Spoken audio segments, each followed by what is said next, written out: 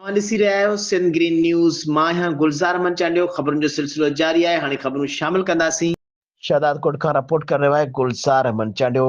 Shahdadkot national press club Shahdadkot registered लाइ साल 2025 जी नई बॉडी चूंडे तकरीब कोठाई वई, जंहिंमें सदर वज़ीर अली खोसो, सीनियर नायब सदर गुलज़ार मंचालियो, नायब सदर गंवर खान रैसाणी, जनरल सेक्रेटरी इस्लाम लांघा, डिप्टी जनरल सेक्रेटरी नियात अली लांघा खे साल 2025 लाइ बिना मुक़ाबले कामयाब कयो वियो।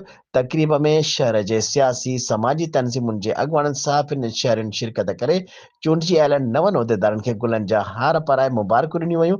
उन मौक़े ते नेशनल प्रेस क्लब जे सदर वज़ीर खोसो तकरीब खे ख़िताब कंदे चयो त असीं शहर जे मसइलनि खे उजागर करण में का बि कसर कोन छॾींदासीं। असीं उहो वचन था कयूं त मज़लूमनि जो आवाज़ बणिजी उन खे आला ऐवाननि ताईं पहुचाईंदासीं रहंदासीं। नेशनल प्रेस क्लब शहदादकोट जे अॻूणे सदर गुलाम अब्बास मगसी तकरीब खे ख़िताब कंदे चयो त नवनि चूंडिजी आयल उहिदेदारनि मां उहा उमीद कजे थी त हू अॻु खां अग्रह थी मज़लूम ऐं शहरियुनि जी ख़िदमत कंदा।